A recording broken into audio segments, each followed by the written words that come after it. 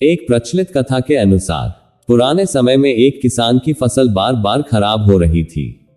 जीवन में आने वाली परेशानियों की वजह से बढ़ती है हमारी योग्यता और संघर्ष क्षमता। एक किसान की फसल बारिश और ठंड की वजह से बार बार खराब हो रही थी। उसने भगवान से प्रार्थना की कि अब से मौसम उसकी जरूरत के हिसाब से चलना चाहिए। भगवान ने तथास्तु कह दिया।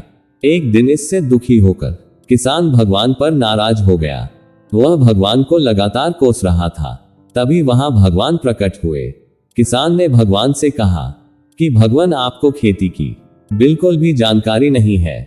आपकी गलत समय पर बारिश कर देते हो, कभी भी तेज धूप और ठंड बढ़ा देते हो। इससे हर बार मेरी फसल खराब हो जाती है। आप मेरी अगली फसल तक मेरे अनुसार मौसम कर दीजिए। जैसा मैं चाहूं वैसा ही मौसम रहे। ये बातें सुनकर भगवान ने कहा कि ठीक, अब से ऐसा ही होगा। ये बोलकर वे अंतर्ध्यान हो गए।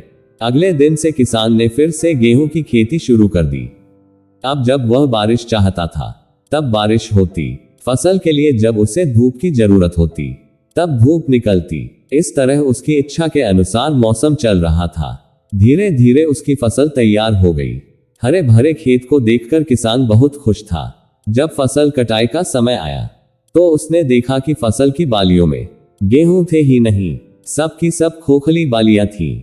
ये देखकर उसने फिर से भगवान को याद किया। भगवान प्रकट हुए तो इसकी वजह पूछी। भगवान ने कहा कि तुम्हारी फसल ने बिल्कुल भी संघर्ष नहीं किया है, इसी वजह से ये खोखली हो गई है। जब फसलें तेज बारिश में, तेज हवा में खुद को बचाए रखने का संघर्ष करती है, तेज धूप से लड़ती है, तभी उसमें दाने बनने की प्रक्रिया शुरू होती है। जिस तरह सोने को चमकने के लिए आग में तपना पड़ता है, ठीक उसी तरह फसलों के लिए भी संघर्ष जरूरी होता है। ये बात किसान को समझ आ गई और उसे अपनी भूल का एहसास हो गया। कथा की सीख। इस कथा की सीख यह है कि जब तक हमारे जीवन में बाधाएं नहीं आती है तब तक हमारी प्रतिभा में निखार नहीं आता है। बाधाएं ही हमें साहसी बनाती हैं। परेशानियों की वजह से ही हमारा सही विकास होता है।